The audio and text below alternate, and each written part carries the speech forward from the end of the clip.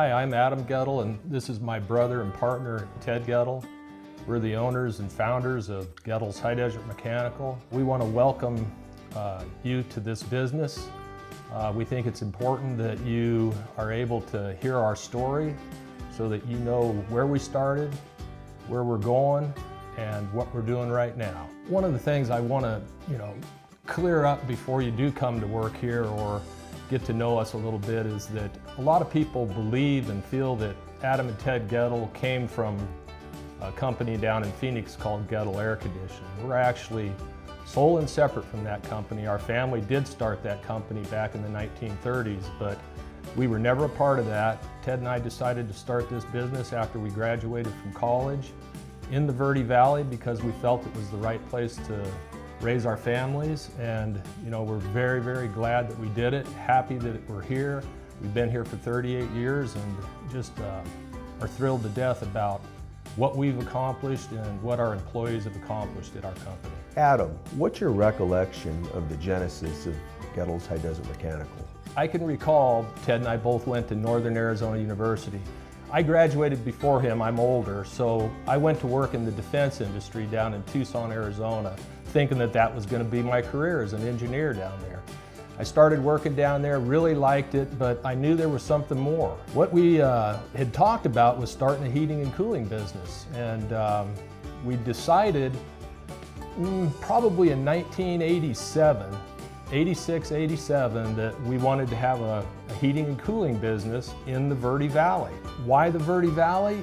My grandfather had a ranch in Page Springs, Arizona that we just loved, and we loved the community, and we thought that this would be a great place to start a business. I recall discussing it over a long time, and then we finally were sitting down at the creek one night. I said, hey, are we going to do this? And Ted said, yep. We shook hands, and that was the start of our business. I wanted to be my own boss, and I knew that I wanted to be in business with my brother. We bought a few pieces of equipment at auctions to fabricate ductwork with, and we're able to utilize my grandfather's property in Page Springs to operate the business out of. That's where we started. We were fortunate that our dad knew what kind of equipment was needed. Really the main stuff that we still use today, Pittsburgh machine, shears, brakes, bending brakes, that type of stuff.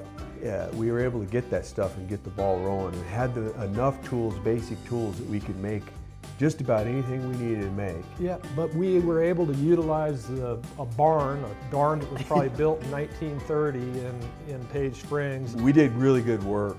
We did it when we said we were going to do it. We did it as we had stated we were going to do it. We weren't brought up in the industry, but we worked in the industry prior to us starting our business. We were there about a year, and you and I were doing what we needed to do, and our father approached us and told us that it was high time, basically, that we went and stood on our own 2 feet.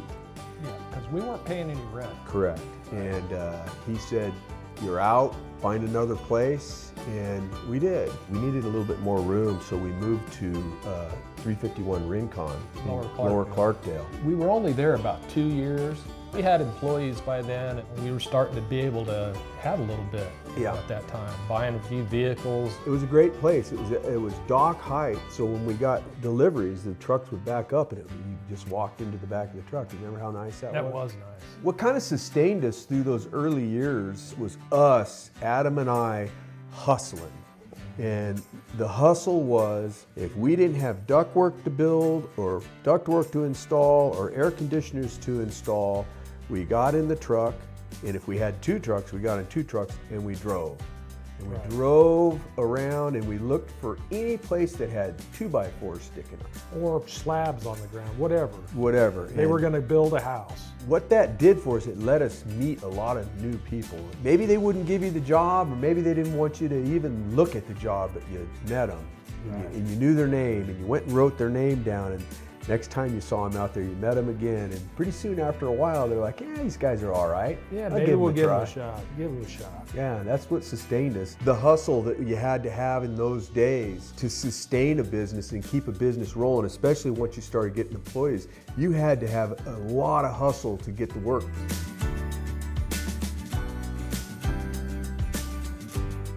90s there was a lot of work. So that's when we, really took off and grew our business from the early 90s to the end of the 1990s is really when we were in that facility, and it did grow. We had a service department.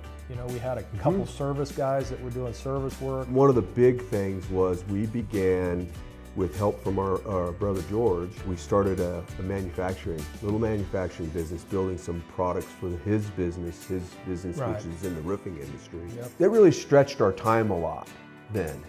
Then we had that going, then we had the contracting business going, and we had employees that were good employees that helped us get through that, but it was a lot to manage. We were very fortunate with the people that came to work for us. Some of them, have been with us a long, long Decades. time. And they were able to take a lot of the responsibility, the day-to-day. We didn't have to build ductwork anymore like we used to when we first started.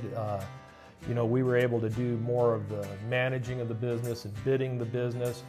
We weren't going out and doing the installation by then. By the mid to late 90s, that's correct. So we distanced ourselves from actually going out and doing the physical work. That was probably, we had about 6 years that we were doing that. Me and you would go out. I mean, we still did. We still participated in measuring the jobs. They took a lot of that responsibility. By the late 90s, we were doing all of the production housing work in northern Arizona, pretty much. And far outpaced any of our competition as Right. far as size and scope. Yes. Pushed us to buy that piece of property that we're currently in and build a building out there. Right. We outgrew Yep. the facility in Little Lady Lane because the manufacturing was going and the new construction on the heating and cooling side was growing leaps and bounds also. We had 80 employees. There was nowhere for anybody to park, for goodness Yeah, sake. it was tough.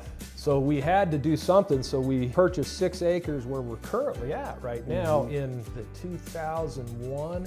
Had some plans drawn up and built a facility out there that we're currently in Camp Verde that encompassed, what was it, 15,000 square feet? 15,000 square feet under roof. The big side of it was going to be our manufacturing, where we did some warehousing for Goettls, but we also did our manufacturing facility where we were building all the sheet metal products for my brother's business in Phoenix, which was named Verde Industries. So from the time we moved in there, we had been doing Razorback on Little Lady Lane, but when we moved into the new facility, it really took off. We did a lot of work, and it gave us more opportunity to grow. We had 6 acres. We had the ability to have everybody come to work and park, and had a nice office.